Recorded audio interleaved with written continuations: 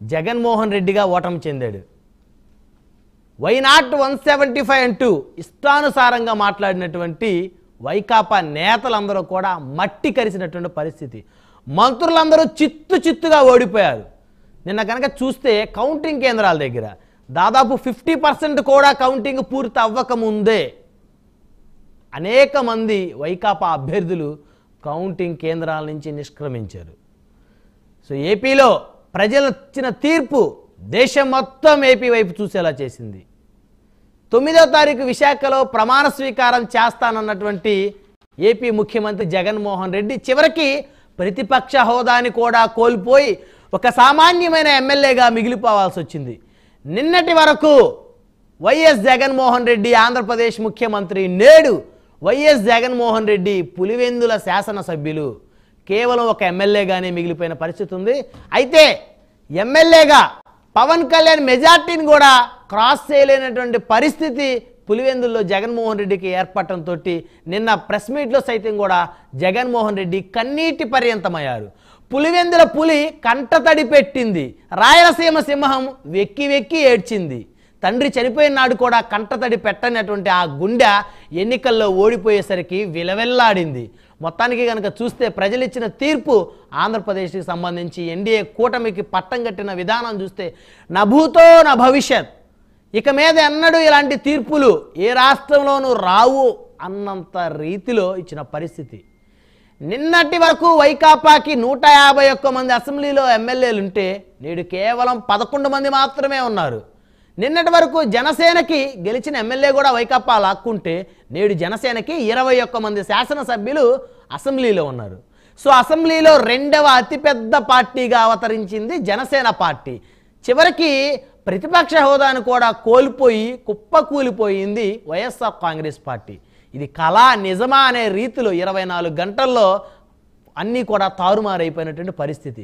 నేతల భవిష్యత్తుని ప్రజలు పూర్తిగా తారుమారు చేసినటువంటి పరిస్థితులు ఆంధ్రప్రదేశ్ రాజకీయాలు స్పష్టంగా కనపడతా ఉన్నాయి. సో మొత్తానికి కనుక చూస్తే ఈ మ్యాన్ ఆఫ్ ది మ్యాచ్లో జనసేన అధినేత కొనిదెల పవన్ కళ్యాణ్ గేమ్ చేంజర్గా నిలిచారు.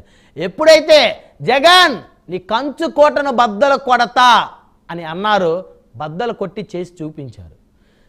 ఎక్కడ నెగ్గాలో కాదు ఎక్కడ తగ్గాలో గెలిచినాడు గొప్పవాడంటూ అనేటువంటి నినాదాన్ని పుణికిపుచ్చుకున్నటువంటి జనసేన అధినేత తాను 21 స్థానాలకే పరిమితమై ఎన్డీఏ కూటమిలో బీజేపీ కూడా వచ్చేందుకు పూర్తిగా సహకరించి టీడీపీ, జనసేన, బీజేపీని సమన్వయపరచడంలో కీలకమైన పాత్ర పోషించారు. ఒక పక్క తెలుగుదేశం అధినేత నారా చంద్రబాబు నాయుడు అనుభవం, అదేవిధంగా మరో పక్క జనసేన అధినేత కొనిదెల పవన్ కళ్యాణ్ తెగింపు, త్యాగం, ధైర్యం, సాహసం అన్నీ కలగలిపి ఈరోజు ఆంధ్రప్రదేశ్లో ఎన్డీఏ కూటమి విజయానికి కారణమయ్యాయని ఖచ్చితంగా చెప్పవచ్చు. సో మొత్తాన్ని కనుక చూస్తే మ్యాన్ ఆఫ్ ది మ్యాచ్ ఇక్కడ జనసేన అధినేతకి ఇవ్వచ్చు. సో అసలు వైకాపా ఓడిపోయిన విధానం, మంత్రులు కుప్పకూలినటువంటి విధానం, చిత్తుగా వైఎస్ఆర్ కాంగ్రెస్ పార్టీ ఓటమి చవి చూసినటువంటి విధానం, ప్రజలు చీకొట్టినటువంటి విధానానికి సంబంధించినటువంటి అంశాలు చర్చిద్దాం. ఇదే వాళ్ళ హాట్ టాపిక్. ఈ హాట్ టాపిక్లో మనతో పాల్గొనడం కోసం చందు శ్రీనివాస్ గారు ఉన్నారు, రాజకీయ విశ్లేషకులు మనతోటి స్టూడియోలో అందుబాటులో ఉన్నారు. అదేవిధంగా మెరుపుల మహేష్ గారు నగర నియోజకవర్గం నుంచి జనసేన పార్టీ ఇన్ఛార్జ్ మనతోటి జూమ్కాల్ అందుబాటులో ఉన్నారు. అదేవిధంగా ఎస్విఎస్ఎన్ వర్మ గారు పిఠాపురం మాజీ ఎమ్మెల్యే, టీడీపీ ఇన్ఛార్జ్ మరొక సేపట్లో మనతో జూమ్కాల్లో జాయిన్ అవుతారు. రైట్, ముందుగా చందు శ్రీనివాస్ గారితో మాట్లాడదాం. చందు గారు గుడ్ మార్నింగ్ అండి. వెరీ గుడ్ మార్నింగ్ బ్రహ్మనాయుడు గారు. చాలా ఆనందంగా మీ ఉపోద్ఘాతం సందేశం, మీ ఆలోచన దాదాపు నేను 1.5 year నుంచి చూస్తున్నా. మీ పోరాటం సామాజిక న్యాయం కోసం, ఆంధ్రప్రదేశ్లో పరిస్థితులు, మూడో ప్రత్యామ్నాయం ఉండాలి, మూడో ప్రత్యామ్నాయం కోసం ఎవరు అనేక రకాల విమర్శలు చేసిన మొక్కవరి ధైర్యంతో ముందుగా హ్యాట్సాప్ మీ ప్రైమ్ 9 టీవీకి చెప్పాలా.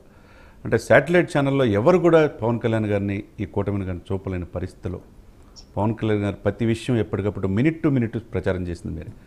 ఈ సందర్భంగా ముఖ్యంగా మీ ప్రైమ్ 9 ఫౌండర్ చైర్మన్ గారు రఘువీర్ గారు ఎంత కష్టపడి అమెరికాలో కష్టపడి వచ్చి ఇక్కడికి ఛానల్ పెట్టి ఎన్ని ఇబ్బందులు పడుతున్నారో మనకు తెలుసు.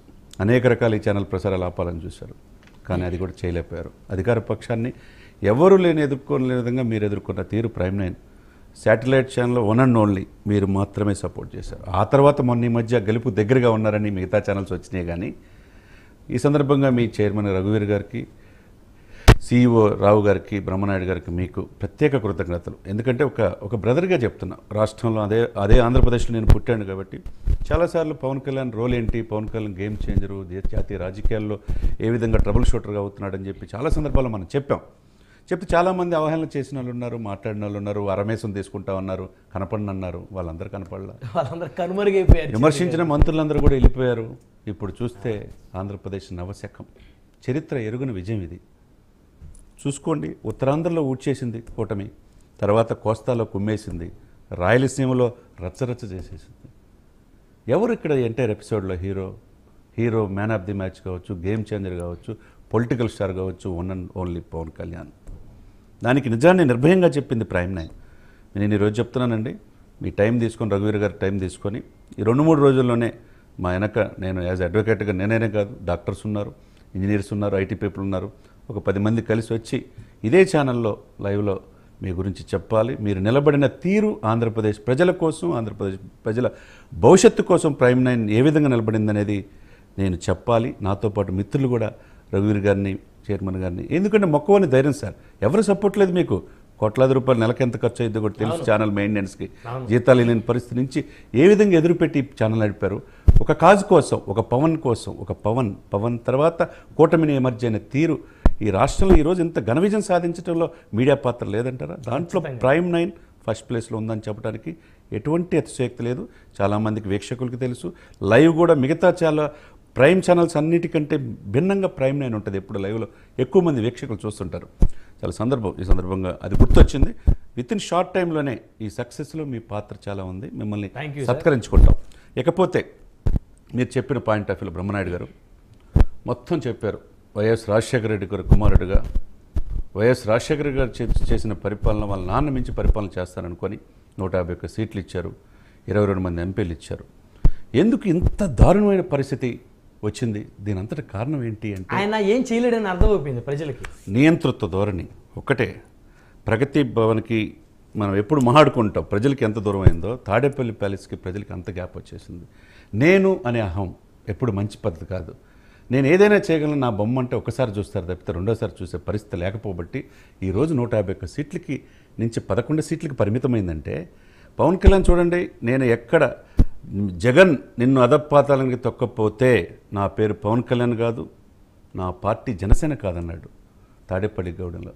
ఏంది ఇంత ఆవేశపడుతున్నాడు? ఇంత అలా మాట్లాడకూడదు కదా, ఎవరు మాట్లాడలేదు. చివరికి చంద్రబాబు అనుకున్నాం, మీరు అనుకున్నారు, హేళన చేశారు. కానీ ఆయన ఆవేదన వెనక ఆలోచన ఉంది. ఆ ఆలోచన ఇదే, ఇంత ఉప్పినలాగా ఇది పార్టీ కొట్టుకుపోవటానికి కారణం ఇదే. నైతిక విజయం పవన్ కళ్యాణ్ ఫస్ట్ విషయంలో ఆ విషయంలో సాధించారు. ఆ ధైర్యాన్ని తెగువని టీడీపీకి అందించారు, జనసేనకి అందించాడు, ఈ రాష్ట్ర ప్రజలకి అందించాడు. ఫస్ట్ విజయం. రెండోది, గోదావరి జిల్లాలో వారాహి యాత్ర ద్వారా చేసేటప్పుడు ఉభయ గోదావరి జిల్లాలో మీరు ప్రజలు చాలా తెలియగలరు. మేము 34 సీట్లో ఒక్క సీటు కూడా జగన్ని గెలవనన్నాడు.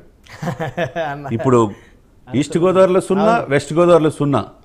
గత ఎలక్షన్లో 24 సీట్లు వచ్చినాయి, 0 తీసుకొచ్చాడంటే అక్కడ కూడా విజయం పవన్ కళ్యాణ్దే, అందులో డౌట్ లేదు.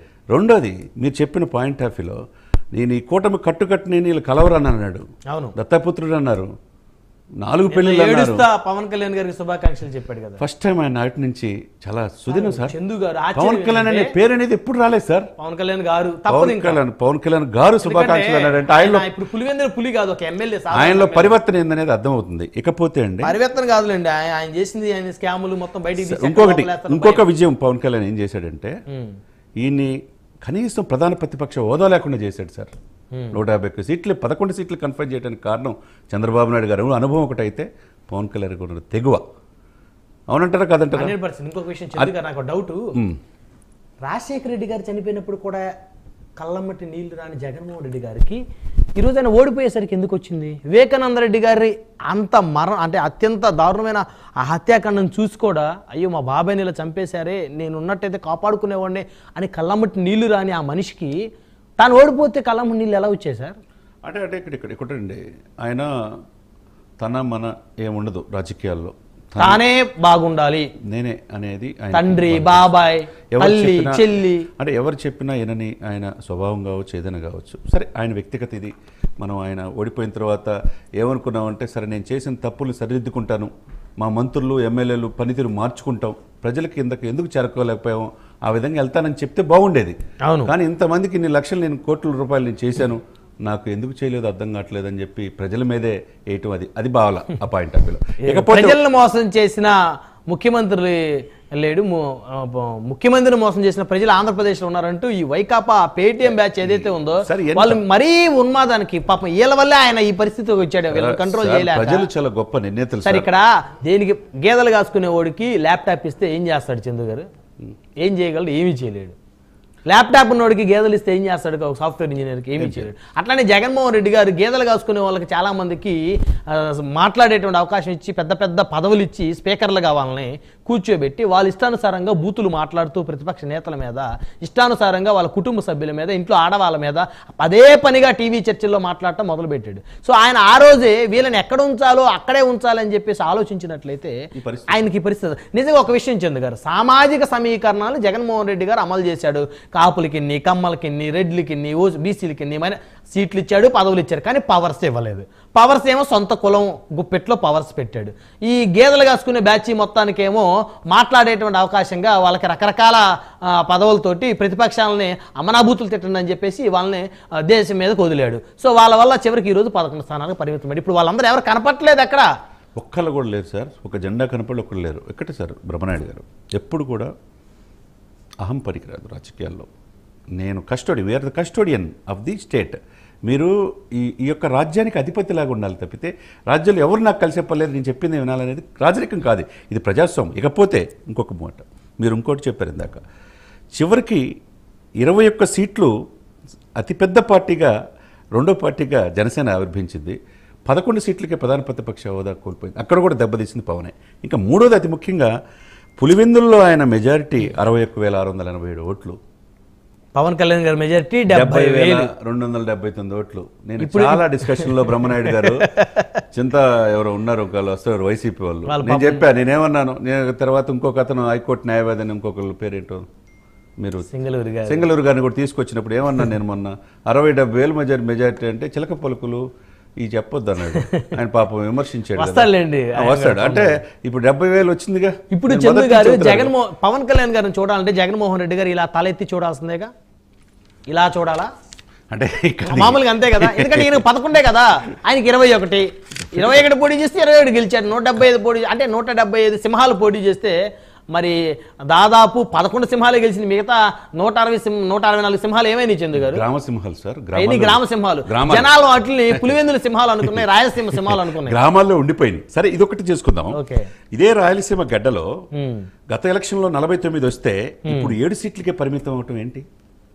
కూటమి రచ్చరచ్చ చేసేశారు, జనం చీ అన్నారు. అది రాయలసీమ గురించి మనోడికి మహేష్ గారు తెలుసు కాబట్టి చెప్పొచ్చు. ఇంకోటి కోస్తాలో 74 సీట్లు గతంలో ఇస్తే 89 సీట్లు కానీ 87 వచ్చేసింది కూటమికి. అంటే ఇక్కడ రెండుటికి పరిమితమైంది కోస్తా జిల్లాలు మొత్తం. వైసీపీ ఉండదేమో చంద్ర గారు. మూడోది ఉత్తరాంధ్ర మొత్తం ఊడ్చేసింది. 2 సీట్లే, గతంలో 28 ఇచ్చారు, ఇప్పుడు కూటమికి 32 వచ్చినాయి. అంటే ఏంటి ఈ తీర్పు, ఈ ప్రజల తీర్పు? మూకమ్ముడిగా అంటే ఒక వ్యక్తిని నా పరిపాలన నాకు రాలేదు, నా భూమి నాది కాదు అనే భావన కలిగితే ఇలానే ఉంటుంది. ఎవరు సార్, ఎవరిది సార్? బ్రహ్మనాయుడు గారు మీదైనా నాదైనా తల్లిదండ్రుల నుంచి వచ్చే ఆస్తిని దీనికి ల్యాండ్ టైటిల్ యాక్ట్ తీసుకొచ్చారు. ఈ భూమి మీద జగన్మోహన్ రెడ్డి గారు ఈ రాయి మీద ఉంటుంది ఫోటో, మన పట్టాదారు పాస్ పుస్తకం మీద ఆయన ఫోటో ఉంటుందంటే మీరు ఒప్పుకుంటారా? ఎందుకు ఒప్పుకుంటాం సార్? జగన్మోహన్ రెడ్డి గారు నాకేమైనా కొనిచ్చాడా ఏంటి? ఇది ప్రధానమైన కారణం, ప్రజలు తెలుసుకున్నారు. 1, 2 ప్రజల దగ్గర అందుబాటులో మీరు ఏ రోజు కూడా మీడియా సమావేశం పెట్టాల. ఆయనకు మాట్లాడటం వస్తే కదా సమావేశం పెట్టడానికి. 2 చివరికి నిన్న పెట్టారనుకోండి, ఎప్పుడు 3 పవన్ కళ్యాణ్ పేరు ఉదహరించిన వ్యక్తి ఫస్ట్ టైం పవన్ కళ్యాణ్ ఉదహరించారు. దత్తపుత్రుడు ఎంత అహంకారం చందు గారు సార్. లక్షలాది మంది అభిమానులు ఉన్నటువంటి ఆ మెగా కుటుంబాన్ని ఎలా అవమానించారు. చిరంజీవి గారు పిల్లల్ని కూడా చేతులు కట్టుకోవాలా, దండం పెట్టాలా. ఇలా మెగాస్టార్ మళ్ళీ మెగాస్టారే. తెలంగాణ ముఖ్యమంత్రి అయినా ఆంధ్ర ముఖ్యమంత్రి అయినా మెగాస్టార్ గానే గౌరవిస్తారు. ఇలా నువ్వేంది పులివెందులు ఎమ్మెల్యేవి, ఓన్లీ ఎమ్మెల్యేవి నువ్వు. అరే 10 కోట్లు పోతే రోడ్డు మీద ఉంటావు, కానీ మెగాస్టార్ మాత్రం జీవితాంతం మెగాస్టార్ గానే ఉంటాడు, వర్ధిల్లుతానే ఉంటాడు. కరెక్ట్ అండి. ఇప్పుడు మన స్థాయి, మనం ఎక్కడి నుంచి వచ్చామో తెలుసుకోవాలి, మూలాలు మర్చిపోకూడదు. కుక్కని సింహాసనం మీద కూర్చోబెడితే సామెత ఉంది చందు గారు, నాకు అది గుర్తు రావట్లేదు, మీరే చెప్పాలి. ఇక్కడ సార్ అవన్నీ పక్కన పెడతండి. గెలుపోటములు అంటే ఇంత ఘోరంగా ఓడిపోయిందని తెలియదు. నిన్న ఎంత స్టేట్స్మెన్గా పవన్ కళ్యాణ్ మెచ్యూరిటీ లెవెల్, కక్ష సాధింపు ధోరణులు ఉండవు, అవును, పరిపాలన మీద దృష్టి పెడతానన్నాడంటే పవన్ కళ్యాణ్ ఎంత పరిణితి చెందాడో మనం అర్థం చేసుకోవాలి. నేటి గెలిచారు సార్, మళ్ళీ గెలిచి ప్రజల మనసులు గెలిచారు. ఇంకా అంతకంటే ఆయన కావాల్సింది ఏం లేదు సార్. ఈరోజు 130 సీట్లలో టీడీపీ 21 సీట్లతో 100% సైక్రేట్ బ్రహ్మారెడ్డికి వస్తుంది సార్. బ్రహ్మనాయుడు గారు 100% స్ట్రైక్ రేట్ ఈ దేశంలో పార్టీ పెట్టి 21 సీట్లు రాసి వచ్చిన పార్టీ ఈ దేశంలో ఇంతవరకు లేదంటే 100% స్ట్రైక్ రేట్తో ఈరోజు ప్రజల మనల్ని పొందిన పవన్ కళ్యాణ్ గారికి హృదయపూర్వకంగా ధన్యవాదాలు తెలియజేస్తున్నాం. పిఠాపురం ఎమ్మెల్యే అయిన తర్వాత నిన్న సాయి ధర్మతేజ్ వాళ్ళ మేనలుడు ఆయన ఎత్తుకుంటే ఆయన నోటి నుంచి మొదటిసారిగా ఆయన ఆనంద బాష్పాలు చూసాం కళ్ళల్లో. అవును, నిన్న వాళ్ళ భార్య వాళ్ళ కుమారుడు చంద్రబాబు నాయుడు గారు ఆయన ఇంటికి వెళ్తాం అంటే అది గొప్పతనం. నా గెలుపులో ఈ కూటమి గెలుపులో ప్రధాన పాత్రధారి ఎవరు పవన్ కళ్యాణ్ తెలుసుకుని వారిద్దరూ అలాగే ఆలింగనం దశాబ్ద కాలం పాటు అయినా మినిమం ఎలాంటి డిస్టర్బెన్స్ లేకుండా రాష్ట్రం అదృష్టం కొద్దీ బీజేపీకి యూపీ అటువంటి ప్లేస్లు పోయి ఆంధ్రప్రదేశ్లో కీలకమైంది కాబట్టి 21 సీట్లే బీజేపీ 3 పోను, మిగతా 19 సీట్లు చాలా కీలకం. చంద్రబాబు నాయుడు గారు పవన్ కళ్యాణ్ గారికి ఈరోజు ఎన్డీఏ సమావేశంలో ఆహ్వానం పలికింది కాబట్టి రాష్ట్రానికి కావాల్సిన స్పెషల్ స్టేటస్ విషయం పోలవరం కావచ్చు మిగతా ఏమైనా కానీ తీర్చుకునే అవకాశం ఈ కూటమికి ఉంది. మీరు అన్నట్టు ఈ ఇద్దరి కలయిక దశాబ్దం పాటు ఉండాలని హృదయపూర్వకంగా చంద్రబాబు నాయుడు గారిని పవన్ కళ్యాణ్ గారిని ఈ సందర్భంగా ప్రైమ్ 9 టీవీ సాక్షిగా అభినందనలు తెలియజేస్తాను.